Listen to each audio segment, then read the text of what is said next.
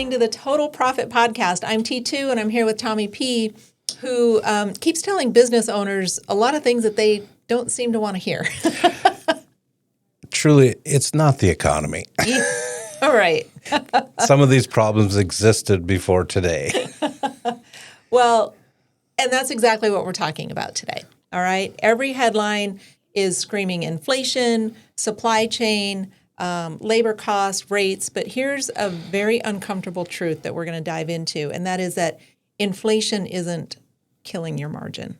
Your work mix is. Right. It's your work mix. So this episode is sponsored by Performance Margin Software, because guessing your way through rising costs and all of these different elements is not a strategy. We're not going to guess our way through that. So material costs have fluctuated for 3 straight years, up and down all over the place. It became national news when lumber was so expensive and so on. Labor costs are up. Interest rates have been very volatile the last several years. And so everyone really feels squeezed. You think that's a fair statement? I think it's a very fair statement. And if you don't know what your true costs are, as we talk through this, it's causing an anxiety, I'm sure. A lot of anxiety. Here's my question that I want to dive into today, though. So if everyone is dealing with the same market, why are some companies still running 20% gross margin while others are still stuck at 7, 8, 9%, or maybe even losing? I think the short answer is they know what their margin is. So they're comfortable with these changes, and they can adjust their runways. And somebody that is guessing doesn't have that comfort level, so the instinct is to panic, or it just grinds on them of, what am I doing wrong? And we can help those people take a look at this and build that same path that the 20%ers are following, and give you that comfort. Well, let's talk about the work mix a little bit, and let's dive into that. So define what that is. We've got service versus install, or service versus, whatever actual work you do. Small jobs versus large jobs. Custom versus a standardized type of installation or whatever you do.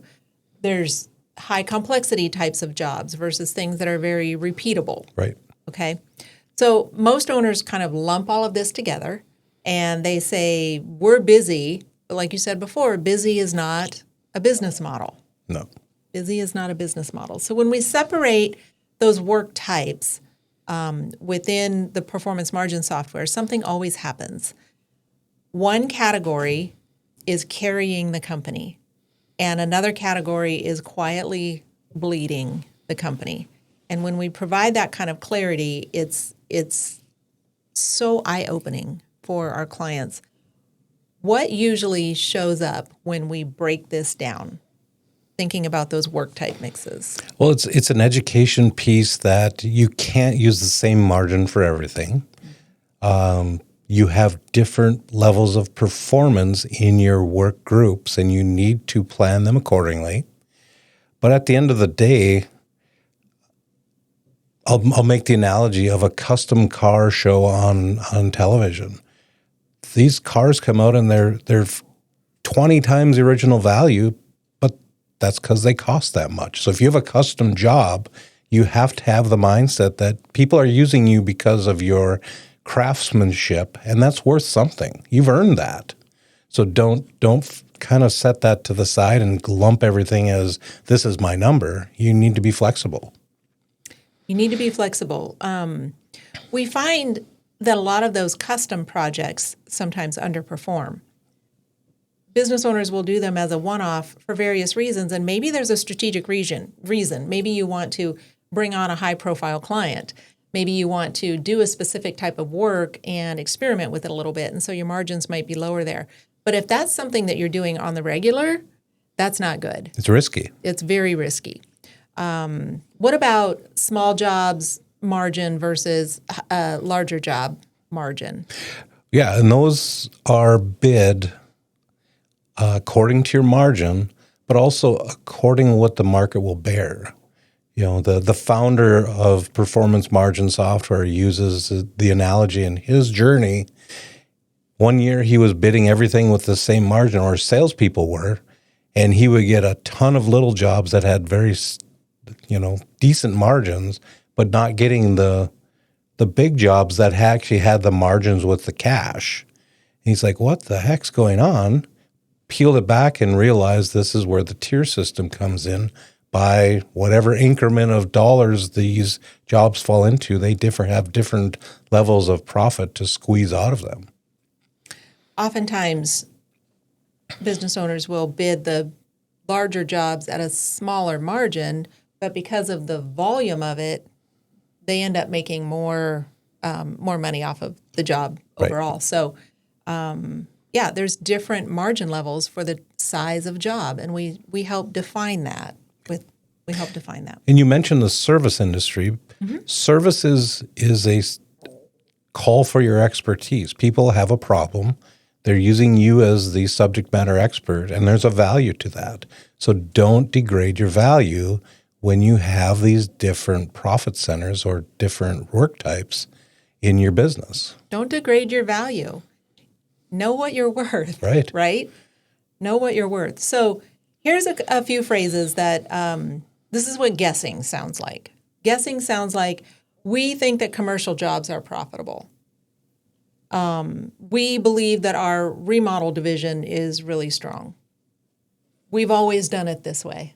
That's a classic one, right? Yes. Knowing sounds like Division A runs 24% gross. Division B runs 17% gross. That's what knowing sounds like. Custom work has a 37% variable rate. Service calls produce 3 times the cash velocity. Those are statements that tell me you know your business. Yep. You're not guessing. You're not making generalized statements. This is what knowing feels like. So this week, we've got a little homework assignment for people who are listening. Separate your top 3 revenue categories and calculate your gross margin individually. This is something that we can help you with if it's not something that you want to spend time on. But honestly, if you can't do that in under 5 minutes, you don't have the right visibility for your business. And so it's not a situation where inflation has snuck into your business. Your work mix did. And you don't have it defined or broken out correctly. So simplify to multiply. Exactly. I love it. It's truly what we've been preaching in all of our past podcasts. However you lay it out, is stop guessing, start knowing. Just reach out to us, totalprofitmanagement.com, schedule a free consultation, and let us help you. It's that simple. And remember, take her cool. It's all going to be fine.